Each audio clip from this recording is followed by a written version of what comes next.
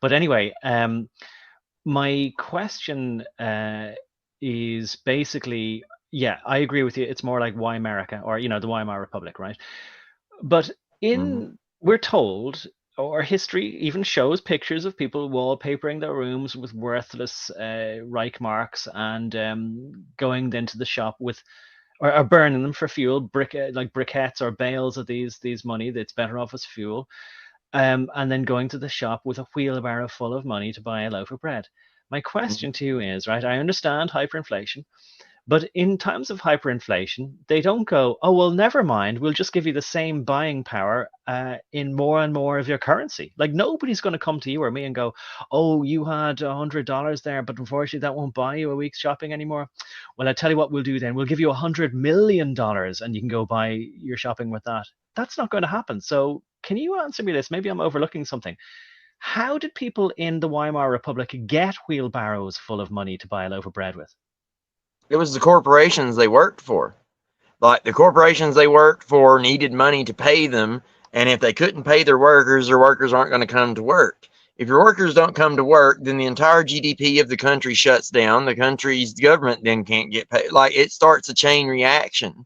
So what it puts the government in a position to go to the banks and ask them for money, and the banks flood them with money, which then continues to collapse the economy. It's just a mechanism for like causing everything to collapse. I So mean, the answer is, as long as people had a job in a large corporation, the banks would give unlimited money to those corporations, which they could pay their employees, ever more increasing by the day salaries with. So indeed, the corporations did say to their employees, "Don't worry, we'll look after you. If you're on a salary of say 50,000 a year, we'll yeah. now make it 50 million a year." Imagine it like say you're all in a boat, and there's a banker on there with you, and he just kind of like while nobody's looking kind of drills a hole in your boat. And then while everybody's looking at that leak, he goes and drills another hole and then another hole. And, then everybody is trying to plug these leaks, and there's just more holes being drilled all the time. Like the more leaks you try to plug, the more leaks you wind up with, right? It's kind of one of those things that's going to run away, and that's what it's designed to do, is to run away, Right. right? Well, what I'll say is, if people realize that if they work for a sufficiently large corporation that is connected to a bank where they basically have access to unlimited amounts of currency with which to pay their employees, then people will stay loyal to their corporations and hang on to their jobs for literally dear life. And so there never will come a point where most people will say, enough is enough now. They'll Yeah. keep saying, oh, well, I'll just get two wheelbarrows then to buy a loaf of bread. And they'll hang on. They'll be more and more fiercely, as the ship goes down, even more loyal to the corporations for which they work. Well, it's a symbiotic thing, right? The politicians will beg the people to stay. The politicians and the corporations will beg the people to stay at work, and the people will beg the corporations and the politicians to solve the problem. You see, it's because both of them are like symbiotically relying on the other. Like, there's nobody to fix the problem.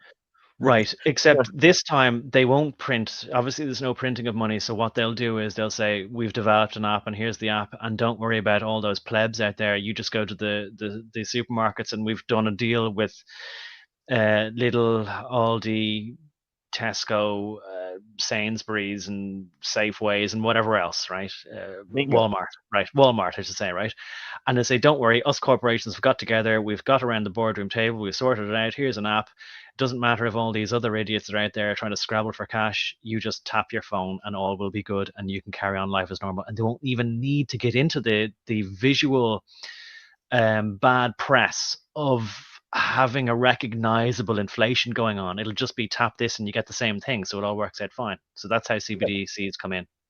Yeah, and that's the incentives I was talking about a couple streams ago. I think that's why I was saying CBDCs will stomp Bitcoin and everything else out of existence, because once the crunch is put on, people will be incentivized to take Bitcoin, because or not Bitcoin, but CBDC over Bitcoin, because Bitcoin just doesn't have the scratch to give everybody in the world money. But guess who does?